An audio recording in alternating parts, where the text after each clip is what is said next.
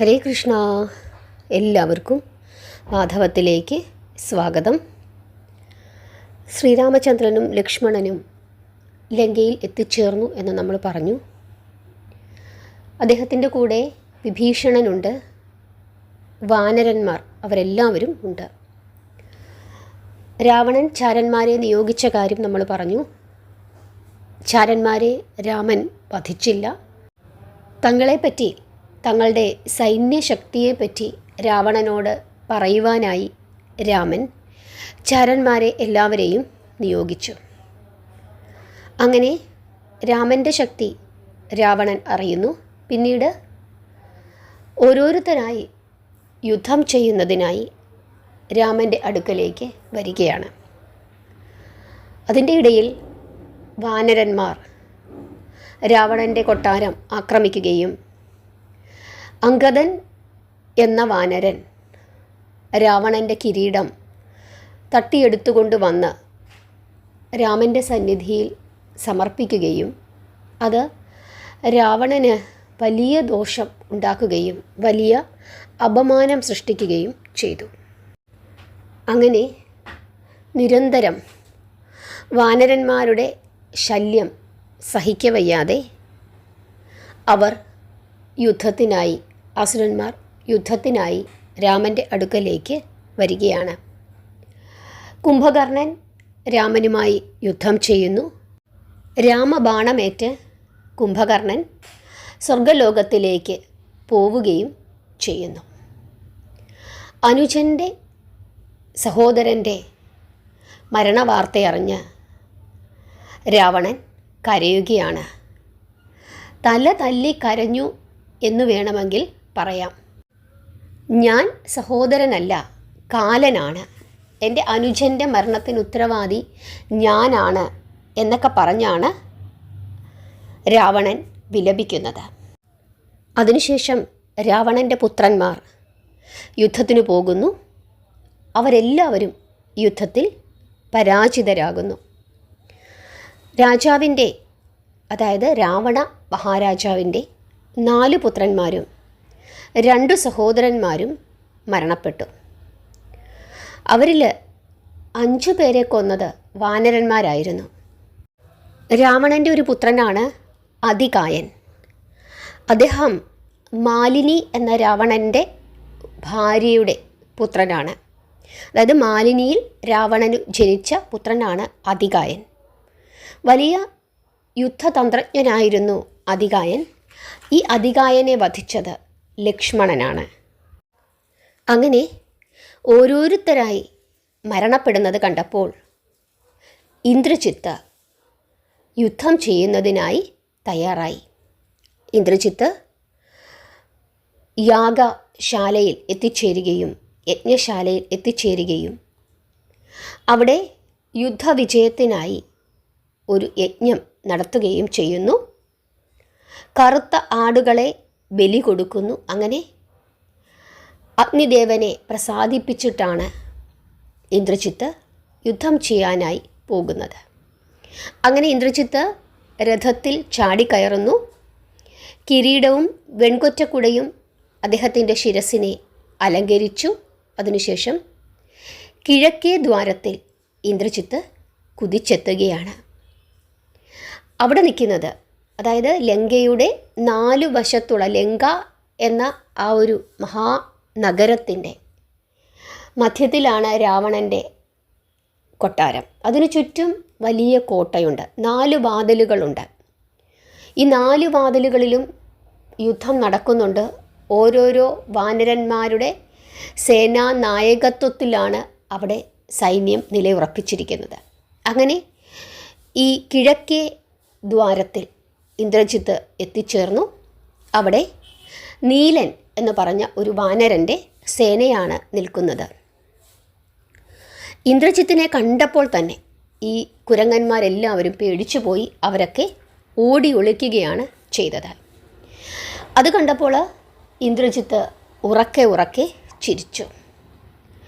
വാനരന്മാരുടെ പലായനം കണ്ട് നീലൻ ഇന്ദ്രജിത്തിൻ്റെ അടുത്തേക്ക് കുതിച്ചെത്തിയിട്ട് പറഞ്ഞു, എടാ മോനെ ഇന്ദ്രജിത്തെ, ജീവൻ വേണമെങ്കിൽ തിരികെ പൊയ്ക്കൊള്ളുക, ഒട്ടും വൈകരുത്. ശ്രീരാമൻ്റെ അനുഗ്രഹത്താൽ സുഗ്രീവന് രാജ്യം കിട്ടി. അതുപോലെ രാവണനെ നിഗ്രഹിച്ച രാജ്യം വിഭീഷണന് ഞങ്ങൾ നൽകും. സുഗ്രീവൻ അമിത ബലവാനാണ്. കല്ലും മരങ്ങളും കൊണ്ട് കടലിനു കുറുകെ ചിറകെട്ടി 2 സമുദ്രതീരങ്ങളെ ഞങ്ങൾ ഒരു കരയാക്കി തീർത്തു. രാക്ഷസപ്പടയെ ഞങ്ങൾ നശിപ്പിച്ചിട്ടുണ്ട്. ജീവനിൽ കൊതിയുണ്ടെങ്കിൽ നീ നിൻ്റെ ബന്ധുക്കളെയും കൊണ്ട് പെട്ടെന്നു തന്നെ ലങ്ക വിട്ട് പൊയ്ക്കൊള്ളുക. ഇങ്ങനെയാണ് നീലൻ ഇന്ദ്രജിത്തിനോട് പറയുന്നത്. നീലൻ്റെ ഇപ്രകാരമുള്ള വാക്കുകൾ കേട്ടപ്പോൾ ഇന്ദ്രജിത്ത് അതേ സ്വരത്തിൽ തന്നെ മറുപടി പറഞ്ഞു. എടാ, കാട്ടിൽ കറങ്ങി നടക്കേണ്ട നീയൊക്കെ രാക്ഷസന്മാരുടെ അമ്പേറ്റ് പ്രാണൻ കളയുന്നതിനു വേണ്ടി ലങ്കയിലേക്ക് എന്തിനാണ് വന്നത്? ആയുധം എങ്ങനെ പിടിക്കണം എന്നുപോലും നിങ്ങൾക്കറിയില്ല. നിങ്ങളുടെ യുദ്ധമൊക്കെ വാക്കുകൊണ്ടാണ്.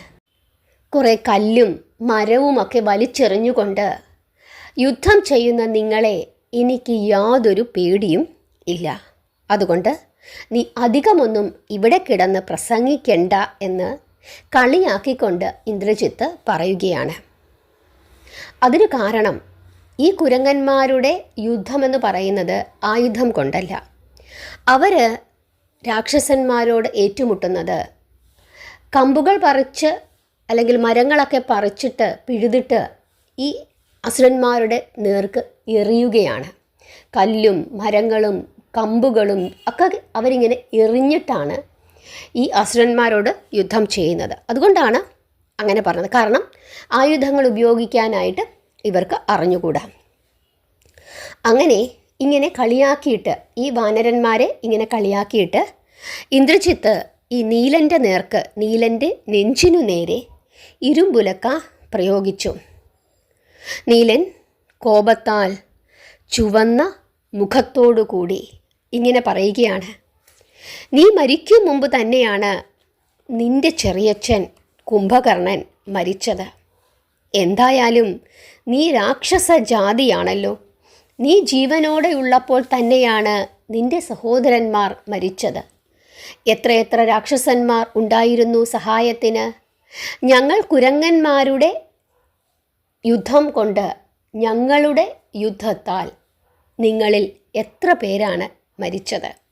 ഞങ്ങൾക്ക് ആയുധം പിടിക്കാൻ അറിയില്ല. ഞങ്ങൾ ആയുധം പിടിച്ചിട്ടുമില്ല.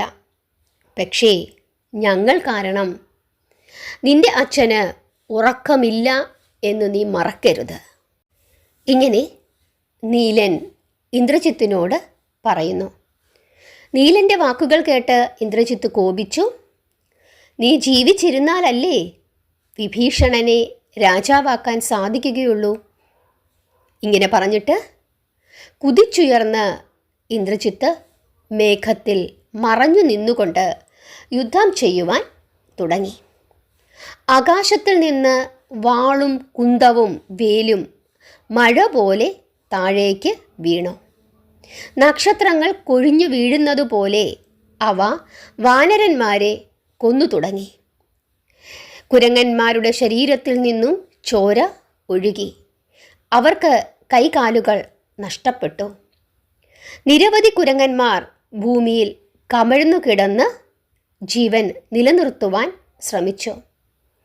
ജീവിതത്തിൻ്റെ അന്ത്യമായി എന്ന് അവർ ഭയപ്പെട്ടു. ചിലർ ഓടി, ചിലർ പല്ലുരുമ്മിക്കൊണ്ട് കിടന്നു, ചിലർ സേതുബന്ധനത്തിലേക്ക് ഓടി, ചിലർ ദൂരെ പോയി നിന്ന് സുഗ്രീവനെ പഴിച്ചു. ബാലിരാജാവ് എത്രയോ ഗുണവാനായിരുന്നു. പ്രജകളെ പുത്രന്മാരെ പോലെ പരിപാലിച്ചു. ബാലിരാജാവിൻ്റെ കാലം കഴിഞ്ഞതോടെ കുഴപ്പങ്ങളുണ്ടായി. ഇത്ര കാലവും ആപത്തില്ലായിരുന്നു. രാജാധികാരം കിട്ടി ഉടൻ തന്നെ ഞങ്ങളെ ലങ്കയിലേക്ക് കൊണ്ടുവന്നു. ഇവിടെയിട്ട് ഞങ്ങളെ പാടുപെടുത്തുകയാണ്. എന്തായാലും ഇന്ദ്രജിത്തുമായി യുദ്ധത്തിനു ഞങ്ങളില്ല എന്നുപോലും ചില വാനരന്മാർ പറയുന്നുണ്ടായിരുന്നു. വാനരന്മാരുടെ ഇപ്രകാരമുള്ള വാക്കുകൾ കേട്ടപ്പോൾ ഇന്ദ്രജിത്ത് ചിരിച്ചു. ആകാശത്തു നിന്നും അസംഖ്യം ബാണങ്ങൾ ചൊരിഞ്ഞു. അഗ്നിജ്വാലകൾ പോലെയുള്ള ബാണങ്ങളേറ്റ് നീലനും സേനയും കുഴങ്ങി. കിഴക്കേ ഗോപുരത്തിൽ ആയിരക്കണക്കിന് വാനരന്മാർ വീണു. രക്തപ്പുഴ ഒഴുകി. കിഴക്കേ ഗോപുരത്തിങ്കൽ യുദ്ധം ചെയ്യിച്ചിട്ട് ഇന്ദ്രജിത്തു നേരെ തെക്കേ ഗോപുരത്തിലേക്ക് ചെന്നു. തെക്കേ ഗോപുരത്തിൽ ചെന്ന് സിംഹനാദത്തിൽ അലറിക്കൊണ്ട് ഇന്ദ്രജിത്ത് വാനരന്മാരെ വിളിച്ചു. ഉണർന്നിരിക്കുന്നവരുണ്ടെങ്കിൽ വന്ന് പരിചയപ്പെട്ട് യുദ്ധം തുടങ്ങാം. മഹേന്ദ്രൻ, ദേവേന്ദ്രൻ, അംഗദൻ തുടങ്ങിയ സേനാപതികൾ ഉണർന്ന് ഇരിക്കുന്നുണ്ടായിരുന്നു. രാവണൻ യുദ്ധത്തിൽ വീഴുന്നതുവരെ ആഹാരവും ഉറക്കവും സുഖവും വേണ്ടെന്നു വെച്ച് അവർ എപ്പോഴും തയ്യാറായിരുന്നു. ഇന്നു നിന്നെ കൊന്നിട്ട് നിന്റെ പിതാവിനെയും ഞങ്ങൾ വധിക്കും. വിഭീഷണനെ ഞങ്ങൾ രാജാവായി വാഴിക്കും. ലങ്കാപുരി പിടിച്ചടക്കിയിട്ട് മണ്ഡോദരി റാണിയെ വിഭീഷണൻ്റെ മടിയിൽ ഇരുത്തും. ഇങ്ങനെ അവർ വിളിച്ചു പറഞ്ഞു. അവരുടെ വാക്കുകൾ കേട്ട് ഇന്ദ്രജിത്ത് പറഞ്ഞു, ഇന്നത്തെ യുദ്ധം കഴിഞ്ഞ് നിങ്ങളൊക്കെ ജീവിച്ചിരിക്കുന്നുണ്ടെങ്കിലല്ലേ വിഭീഷണനെ രാജാവാക്കാൻ സാധിക്കുകയുള്ളൂ. ഇത്രയും പറഞ്ഞ് ഇന്ദ്രജിത്ത് വീണ്ടും തന്നെ മേഘങ്ങൾക്കിടയിൽ മറഞ്ഞു നിന്നുകൊണ്ട് വിക്രമത്തോടുകൂടി അസംഖ്യം ബാണങ്ങൾ ചൊരിഞ്ഞു. അനവധി വാനരന്മാർക്ക് മുറിവേറ്റു. ബ്രഹ്മാവിൻ്റെ അനുഗ്രഹത്താൽ നേടിയ ബ്രഹ്മാസ്ത്രം അവൻ പ്രയോഗിച്ചു. ഒട്ടേറെ കുരങ്ങന്മാർ ബോധം കെട്ട് നിലത്തു വീണു. മഹേന്ദ്രനും ദേവേന്ദ്രനും അംഗദനും വീണു. തെക്കേ ഗോപുരത്തിൽ 80 കോടി കുരങ്ങന്മാർ മുറിവേറ്റു വീണു. വാനരന്മാരുടെ രക്തം പുഴയായി അവിടെയൊക്കെ ഒഴുകി. തെക്കേ ഗോപുരത്തിൽ യുദ്ധം ചെയ്യിച്ചിട്ട് ഇന്ദ്രജിത്ത് നേരെ വടക്കേ ഗോപുരത്തിലെത്തി ഗർജനം മുഴക്കി. വടക്കേ ഗോപുരത്തിൽ ഉണർന്നിരിക്കുന്ന വീരന്മാരുണ്ടെങ്കിൽ വന്ന് പരിചയപ്പെട്ടിട്ട് പട തുടങ്ങാം എന്ന് അവൻ മുറുക്കെ വിളിച്ചു പറഞ്ഞു. ഉണർന്നിരുന്ന ധൂമ്രാക്ഷനും ഇന്ദ്രജിത്തിന് മറുപടി കൊടുത്തു. അനവധി വീരന്മാർ നീ വരുന്നതും കാത്തിരുന്നു ഇവിടെ. രാജാ സുഗ്രീവൻ ഇപ്പോൾ ഉണർന്നിരിക്കുകയാണ്. രാക്ഷസ വംശം മുഴുവൻ നശിക്കുന്നത് ഞങ്ങൾക്ക് കാണണം. അതുവരെ ഞങ്ങൾക്ക് ഉറക്കവുമില്ല, ഭക്ഷണവുമില്ല. ഇന്ന് നിന്നെയും നിന്റെ പിതാവിനെയും ഞങ്ങൾ വധിക്കും. അതിനുശേഷം രാജ്യം വിഭീഷണന് നൽകും. ഇങ്ങനെ ധൂമ്രാക്ഷൻ എന്ന വാനരൻ ഇന്ദ്രജിത്തിന് മറുപടി കൊടുക്കുന്നു. ഇതുകേട്ട് ക്രുദ്ധനായ ഇന്ദ്രജിത്ത് ആദ്യം യുദ്ധത്തിൽ നീ നിന്റെ ജീവൻ രക്ഷിക്കുവാൻ നോക്ക് എന്ന് വിളിച്ചു പറയുകയും വീണ്ടും ആകാശത്തിലേക്ക് ഉയരുകയും മേഘങ്ങൾക്കിടയിൽ ഒളിച്ചു നിന്നുകൊണ്ട് ശരങ്ങൾ വർഷിക്കുകയും ചെയ്തു. ബാണങ്ങൾ വാനരസേനയെ നശിപ്പിച്ചു. ഇന്ദ്രജിത്ത് ലക്ഷക്കണക്കിന് വാനരന്മാരെ കൊന്നു, പലരെയും മുറിവേൽപ്പിച്ചു. അവൻ്റെ യുദ്ധം എല്ലാവരെയും തളർത്തി. മറ്റുള്ളവരുടെ കാര്യം പോലെയല്ല, സുഗ്രീവന് പോലും മുറിവേറ്റു എന്നുള്ളതാണ് പ്രധാനമായും അറിയേണ്ടത്. ഇന്ദ്രജിത്ത് വീണ്ടും പടിഞ്ഞാറേ ഗോപുരത്തിൽ ചെന്ന് വെല്ലുവിളിച്ചു. അവിടെ ശ്രീരാമനും ലക്ഷ്മണനുമുണ്ട്, ഹനുമാനുണ്ട്. അങ്ങനെ ധാരാളം വീരന്മാർ പടിഞ്ഞാറേ കോട്ടവാതുക്കൽ ഇരിപ്പുണ്ട്. അവിടെയും ഇന്ദ്രജിത്ത് വെല്ലുവിളിക്കുന്നു. ഹനുമാൻ തിരിച്ച് ഇന്ദ്രജിത്തിനെ വെല്ലുവിളിച്ചു. അപ്പോൾ ഇന്ദ്രജിത്ത് ഹനുമാനോട് പറയുകയാണ്, ജീവനോടെ നാട്ടിലേക്ക് തിരികെ പോകാമെന്ന് ആരും വിചാരിക്കേണ്ട. എൻ്റെ പേര് ഇന്ദ്രജിത്ത് എന്നാണ്. 3 ലോകങ്ങളിലും ഞാൻ പ്രസിദ്ധനാണ്. എൻ്റെ ബാണത്തിൽ നിന്നും രക്ഷപ്പെടുവാൻ സാധിക്കുകയില്ല.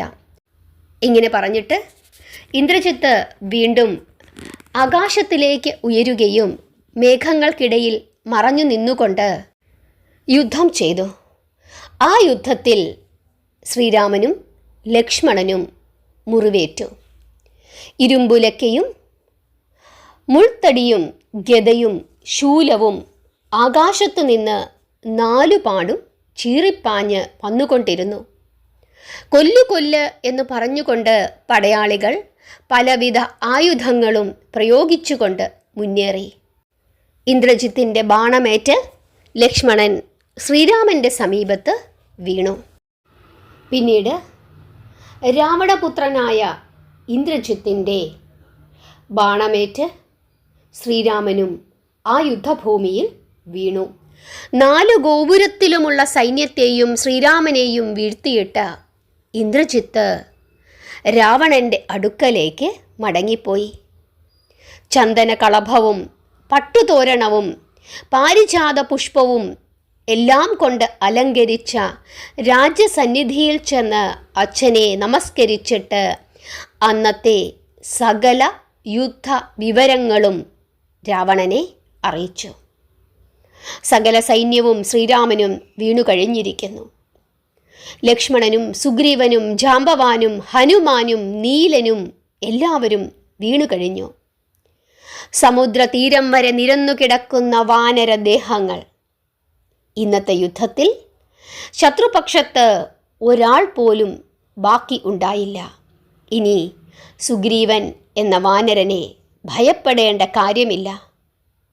വാനരന്മാരെല്ലാവരും യമപുരിയിൽ എത്തിച്ചേർന്നിരിക്കുന്നു. ഇങ്ങനെ ഇന്ദ്രജിത്ത് അച്ഛനോട് പറഞ്ഞപ്പോൾ രാവണൻ ചുംബനത്തോടുകൂടിയാണ് മകനെ അനുഗ്രഹിച്ചത്. വിചിത്രമായ കിരീടമാണ് രാവണൻ പ്രസാദമായി മകന് നൽകിയത്. മേഘനാഥനിൽ ഇന്ദ്രജിത്തിൽ രാജാവ് കൃപ ചൊരിഞ്ഞു. വളയും മാണിക്യവും രത്നങ്ങളും നൽകി. നാനാരത്നങ്ങളും മസ്തകമണിയും നൽകി രാവണൻ. പഞ്ചവാദ്യം മുഴങ്ങി. നാനാരത്നങ്ങളണിഞ്ഞ ധാരാളം സുന്ദരിമാരെയും അച്ഛൻ മകന് നൽകി. ഇന്ദ്രജിത്ത് രാജാവിൻ്റെ അനുഗ്രഹങ്ങളും പ്രസാദവും വാങ്ങിയിട്ട് അന്തഃപുരത്തിൽ എത്തി സുന്ദരികളോടൊത്ത് അന്ന് അവിടെ കഴിഞ്ഞുകൂടി. ഹരേ കൃഷ്ണ. ഇങ്ങനെ ഇന്ദ്രജിത്തിൻ്റെ യുദ്ധത്താൽ രാമനും ലക്ഷ്മണനും വീണിരിക്കുന്നു. ഇനി എന്തൊക്കെയാണ് ആ യുദ്ധഭൂമിയിൽ നടന്നത് എന്ന് നമുക്ക് അടുത്ത അധ്യായത്തിൽ നോക്കാം. എല്ലാവരും നാമം ജപിക്കുക, പ്രാർത്ഥിക്കുക. ഹരേ കൃഷ്ണ.